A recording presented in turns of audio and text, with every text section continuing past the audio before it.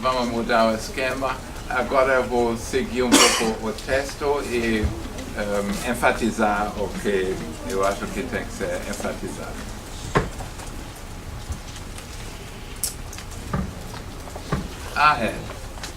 This is my personal list of protagonists in the prison research arena. And one of my real great favorites, who impresses me most almost, is John Howard. Now why? Well, because he was traveling some 80,000 kilometers at a time when there were no airplanes and no buses, no cometa, and no things like that. So he traveled on horseback and on shoes 80,000 kilometers in the late 18th century. Now, who would have thought that? And why did he do that? Well, he wanted to see some prisons. Isn't that remarkable? Yeah, that is remarkable. And why did he want to see prisons? Because he wanted to improve prison conditions. And so he went, he died, by the way, in a place that is now in Ukraine. Why did he die in Ukraine? Because he caught some terrible prison disease. While he was doing research in Ukrainian prisons. But he has been everywhere. I mean, in Europe. And that's just, and his work on the state of the prisons in England, etc., is very big. Why is it very big? Because he gives detailed descriptions of how big the building is, where the rooms are, how big each room is, how it is organized, how hygiene is organized, water, food, how the wardens are, everything. Every detail he gives you on every prison at that time. And he published his work, easy to remember, in 1777. And that really was a historical event, because his book really influenced the discussion on the impossible state of prisons. What he wanted to say was, look people, look at these prisons, you have to look at them, and when you look at them you will see this is not the way to treat human beings. And we have to do something about it. And it was because of John Howard's book on the state of the prisons that people in England and in America started to engage in prison reform. And the invention of the Walnut Street prison in Philadelphia by the Quakers and their associates was one of the results of this book and this research. Now, he had not even had any contact with prisons in his life before, but then, after his wife had died, he went on a ship. Why did he go on a ship? Well, that was the time of the big earthquake in Lisbon. One of these events that had shaken the world and that had shaken a lot of people. Because such an earthquake had never happened in a European large city before, and that had destroyed Lisbon. And this had just not ever happened before. I mean, earthquakes had happened somewhere in the world, but not in big cities. And when that happened, people all over Europe were shaken to the bones. Many lost their faith because they thought, well, I have been thinking that God existed. But if God existed, he lets something like this happen, then he is a cruel God, so I better believe that there is no God. And so that was a real crisis for the Christian faith, for philosophers. A lot of philosophy evolved. Immanuel Kant was somehow influenced by all this. So that was a big event. And when he learned that had been this earthquake in Lisbon, he happened to be quite wealthy. He took a lot of things and said, well, I want to go there and I want to see it and I want to help. But unfortunately, England, he had to pass France, and unfortunately England and France, it was like Germany and France, they had always been in war. This very evolutionarily beneficial intra-species, inter-group kind of conflict.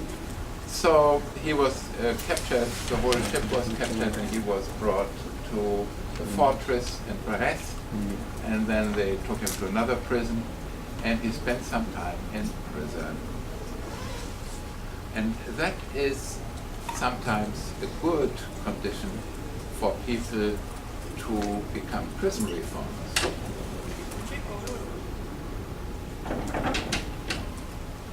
There has been a few years ago, not long ago, a very, very wealthy media tsar who was the owner of a lot of television networks in Great Britain and the United States, and he happened to own a number of newspapers too. And he was a very flamboyant person who thought that nobody could do anything to him. Suddenly he found himself in prison because of some financial problems or maneuvers. And the next thing he did was write a passionate book about how terrible the American criminal justice system is and how important and urgent it is to reform the prisons. So people say, what is a conservative? Well, a conservative is a liberal who has been mugged.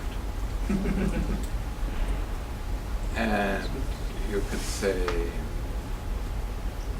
what is a prison reformer? A conservative that has been sent to prison. So he was one of these persons. He was rather well-to-do, rather wealthy, and had a lot of things to do in his life. But then he turned prison reformer, and he is not known for anything except for this book. And this book is until today, you cannot read it because it's so detailed and it's so long, and like sometimes they wrote at the end of the 18th century because there was nothing else to do. But he's a great guy. And this is why we will have a short look at him, John Howard. Very beautiful guy also. It's also from Crimpedia, and I made his picture very big because I like it so much.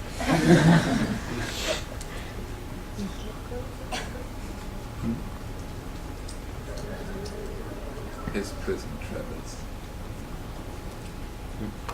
And I made this in bold with the 80,000 because I think I have only walked about maybe 100 kilometers in my life, and so that is great.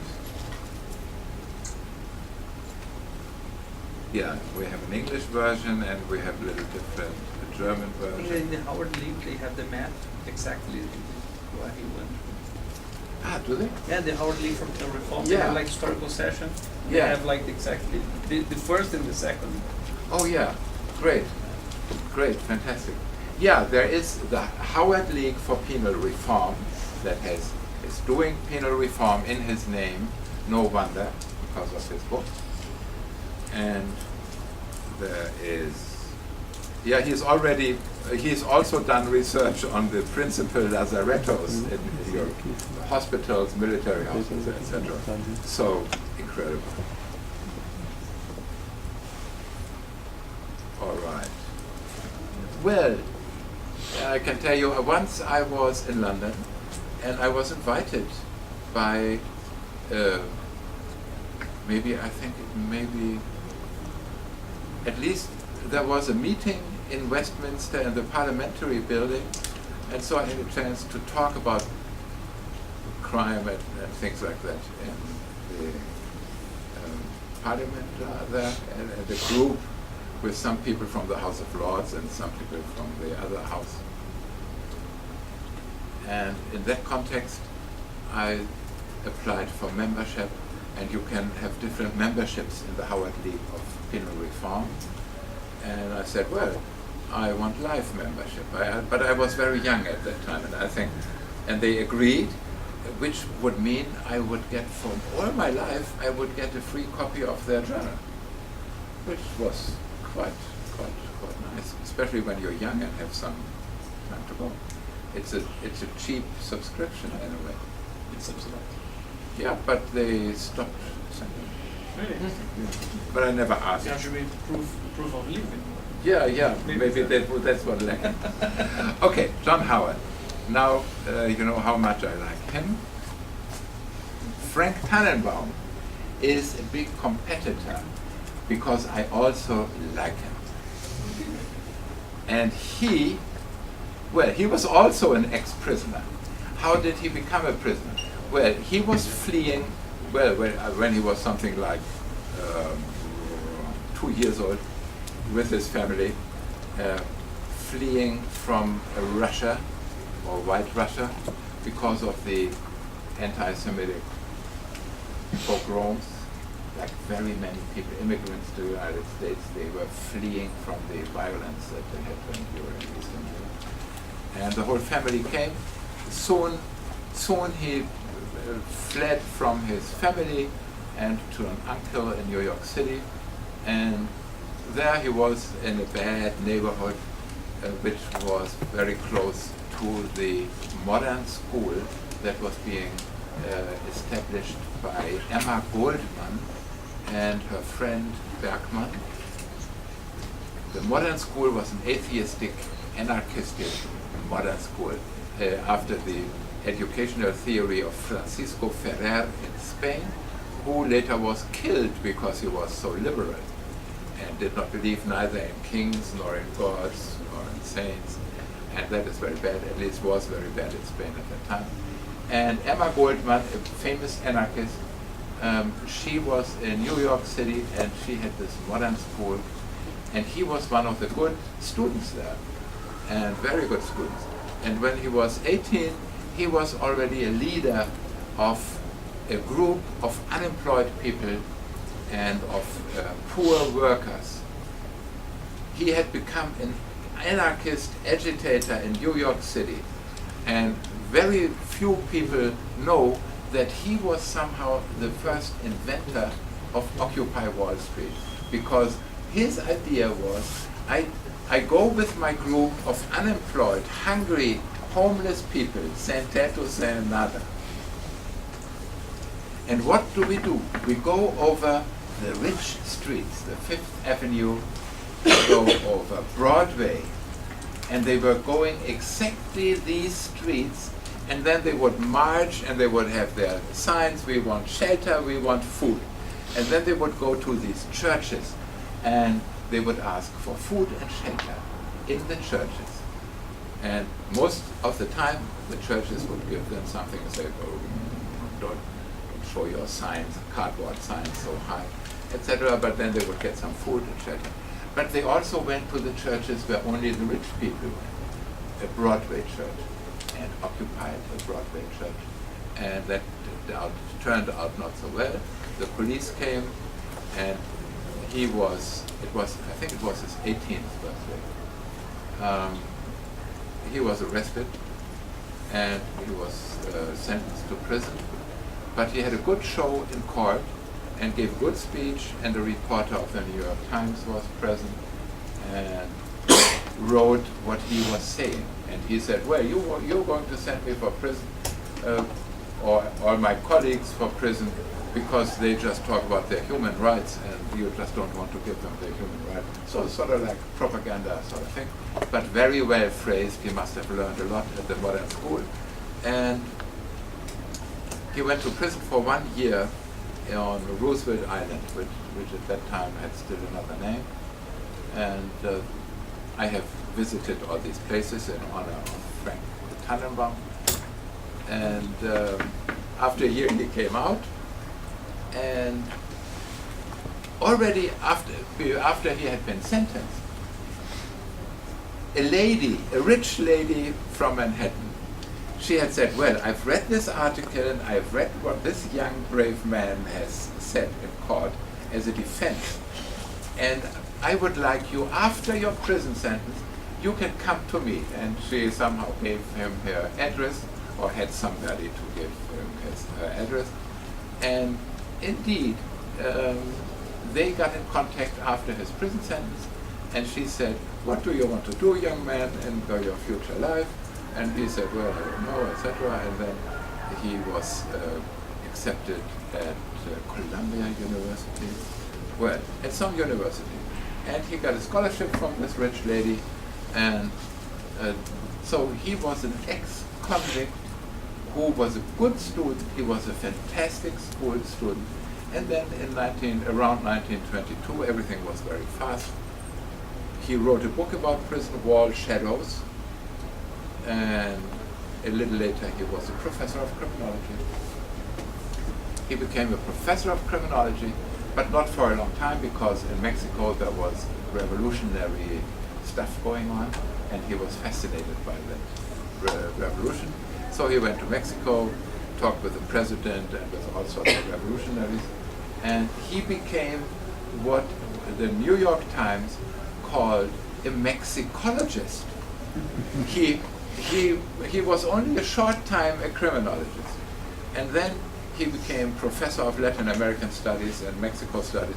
And when he died in 1979, I think, 69, the New York Times said, Frank Tannenbaum, Mexicologist, dies age so much. So he was a good student, he was an ex-convict, and he was a writer about prisons, wall shadows. And he is usually only remembered for a book that he co-authored in 1938, Crime and the Community. That was a long time after he had been a criminologist. He had already turned Mexicologist for a long time, but crime was a big problem at that time, and people were remembering him and said, well, why don't you head a commission about how to solve youth gang crimes, etc., etc. And then what appeared was this big book, Crime in the Community, with contributions of 150 people, and also by him. And in that book, he talks about how the social reaction makes crime and makes people into criminals, from his own experience, but also sort of reflecting theoretically. And so he coined a very important phrase, which was the dramatization of evil. Even if we put somebody before the juvenile court and we want to have this person, we dramatize the stuff that he is doing, and we dramatize the bad things that he has been doing, and he is being labeled as criminal if we want to or not, if we put him into this criminal process. So what really creates criminals is the labeling process of talking about his crimes all the time and making them official and putting him in prison, etc. And he gave a very good description of what you could call the interactionist approach that was later developed by people like Edwin Lemmert and Howard S. Becker and David Matza, etc. And also of the labeling approach. And labeling approach people, they tend to quote this dramatization of evil thing and a little bit of his things that he was writing about criminal careers. So, and I put a little quote in there that sort of reminds of the labeling perspective. And that was in 1938. That was rather early. So Frank Tannenbaum, also very high on my list. Now we have to speed up a little bit. Donald Clemmer, he invented the term prisonization, which nobody really knows what it is. It's sort of like the adaptation to the prison environment, and you have to change your behavior, and it's not necessarily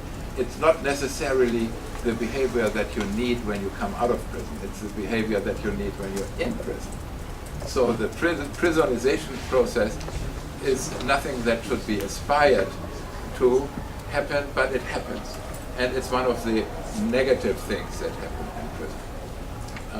He then later coined a word, I found out, nobody told me, because it didn't catch on.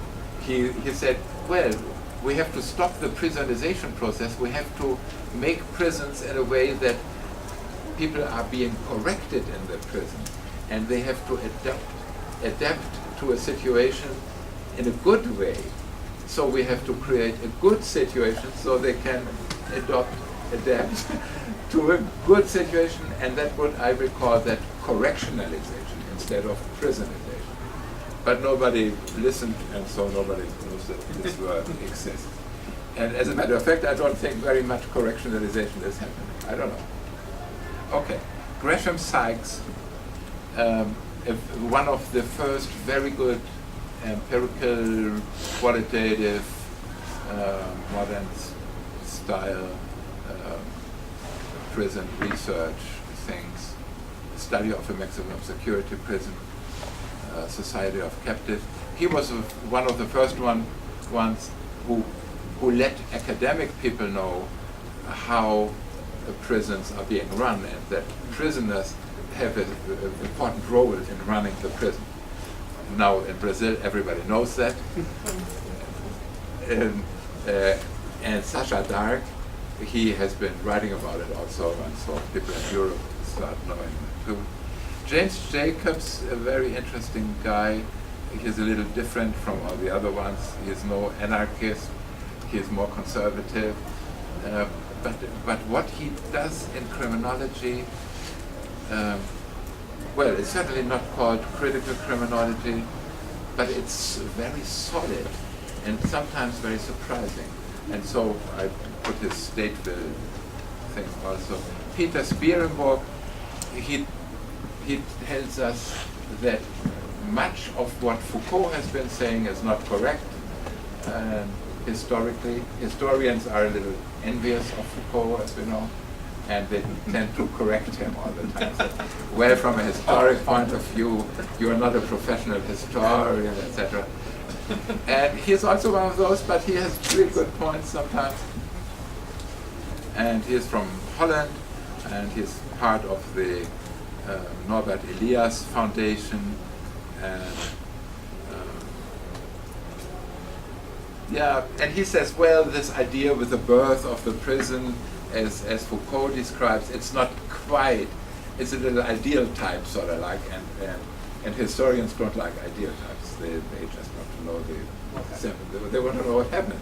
And he says, well, some things happened that don't fit so well in Foucault's thing. Loic Vacan, of course, is a great prison investigator and theorist. And there's very, very much to his four-stage idea from slavery to mass imprisonment as a means to keep the dangerous classes under control. And that is very good. And then we have Michelle Alexander, of course, with her new, relatively new, but already classical study from slavery to mass incarceration, and the new Jim Crow, the new Jim Crow, mass incarceration in the age of colorblindness. Yeah. Sacha Dark, some of you may know him. He's doing, I think, very good stuff on Brazilian prisons and transporting it to the international audience, and very impressive. So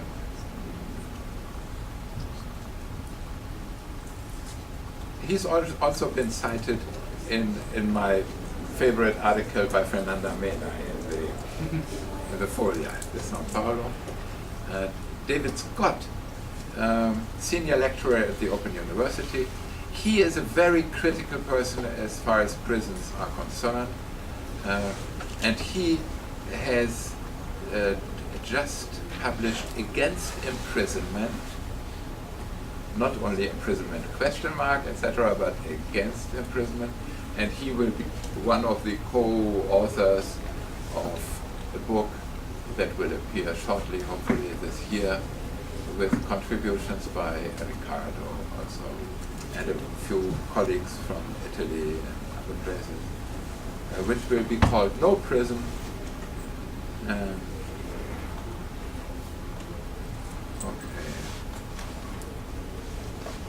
So this is getting very personal, all my likes. What I like, and not like. What do I like?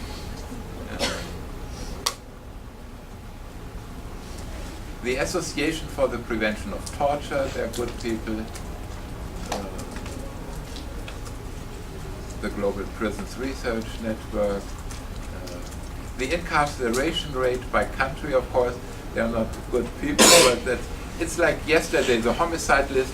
This is another quite nice, very easily accessible list of countries by incarceration rate. And there we have one of these more or less useful lists. Let's put them in order.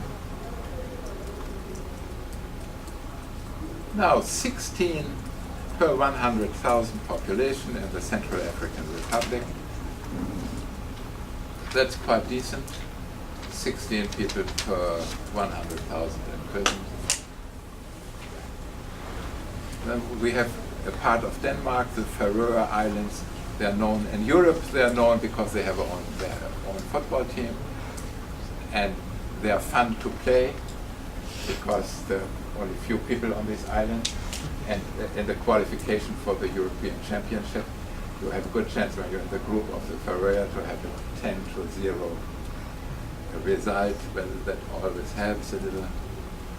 Then we have the Guinea, even Congo, with only 29. That's not always a good sign, because you have had some 5 million dead in internal conflict over the last years in Congo.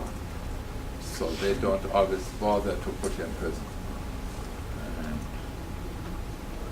during the long reign of Mobutu Sese Seko, that was decades, not a single new school was built, much less a new university or anything. So they didn't maybe build any new prison either, which is normally a good thing, but in this case, maybe not. India is a very interesting case. How come? India is such a big country, and they have 33 prisoners per 100,000 inhabitants. I have not done any in-depth research, even though there is a report that does some more research on it, which I read, but they don't really elucidate the question why they have a country. How can you run a big country like this with an imprisonment rate of 33? It's difficult to understand. Yeah, maybe people still believe in their caste system, and they follow informal rules that are so strict that the little enemy maybe. Good hypothesis. Yeah, if everybody has its place.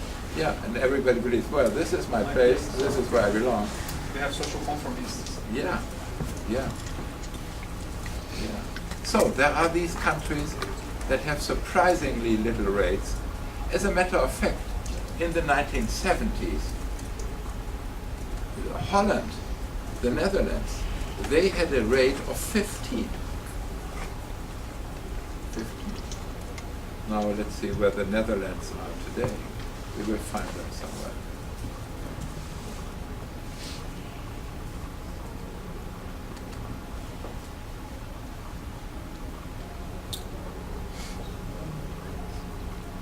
Here we have Norway, 70. They also had about half that. In the 1970s, they were hovering around 20, 30. Now they have 70. Germany, 78. Well, other statistics give other numbers. You don't have to trust the number by the one digit sort of thing. There are others that say 88. It always depends a bit on whatever. So Germany is between 78 and 88, I would say. Switzerland, 84. São Tomé e Príncipe, 87.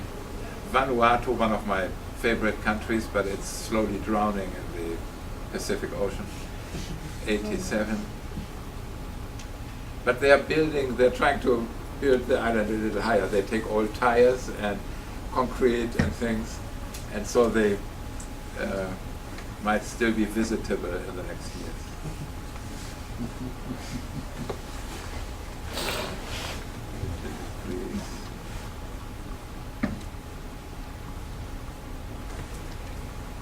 Now we come to the 100 threshold with Kosovo, Mayotte. Mayotte belongs to France. They are better off than the Comores, to which they belonged before. So the people from the Comores, they all come to Mayotte because it's French, it's very close. These islands north of Madagascar.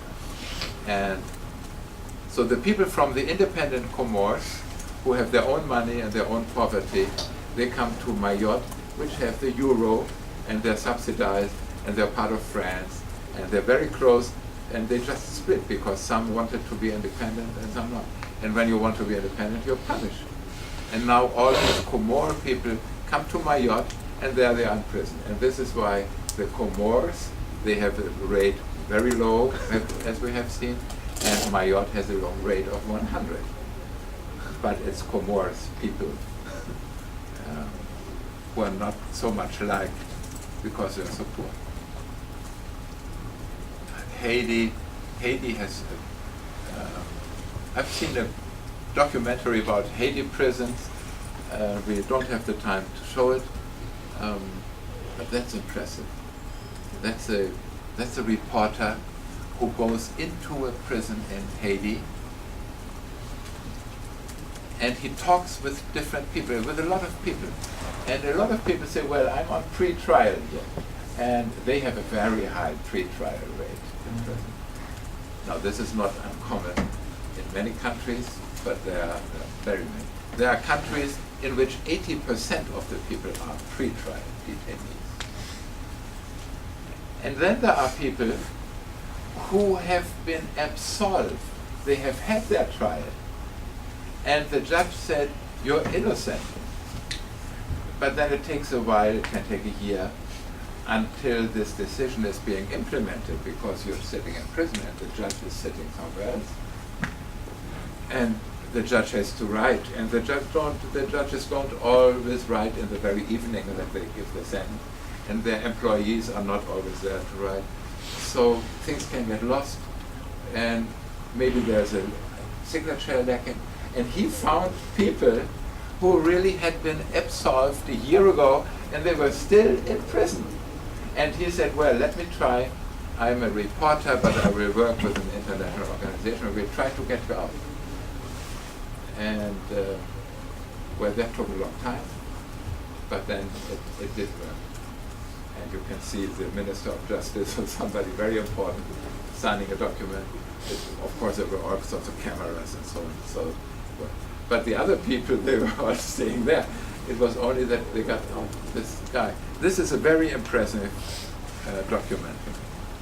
You have that in many countries. Kafkaesque. I mean, you're either in pre-trial and you've been there for 5 years or 8 years in pre-trial for nothing. Maybe Uma Berinjela, there was a case in Italy where somebody had stolen a berinjela, an aubergine. And it took some years, and then the High Court said, no, he can get out. And he was even he got indemnization. But things can happen, and in many parts, the prison is not for the dangerous people. The prison is. Você tem exemplo aqui com bolachas, né? É.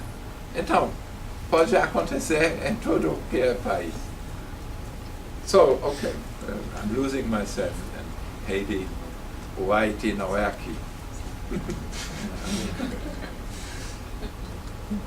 Okay, we have the 100 threshold. Let's get a little further down.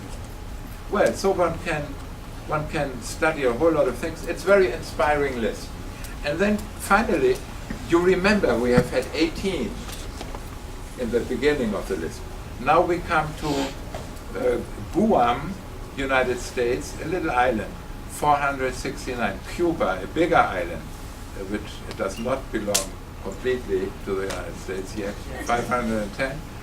El Salvador, 541. Virgin Islands, holiday paradise for honeymooners, 542. This, a few years ago, these numbers didn't exist. In no country there were 542 per 100,000. This is a new development. It's because the prison is such a great invention. It's a big success, you know, especially in the Virgin Islands and in Turkmenistan, where you have the Turkmenbashi. The Turkmenbashi is the chief of Turkmenistan. I don't know if they have elections, but they do have the Turkmenbashi and his family. And one beautiful, now the real Turkmen, it's like North Korea, the real Turkmenbashi has died, unfortunately.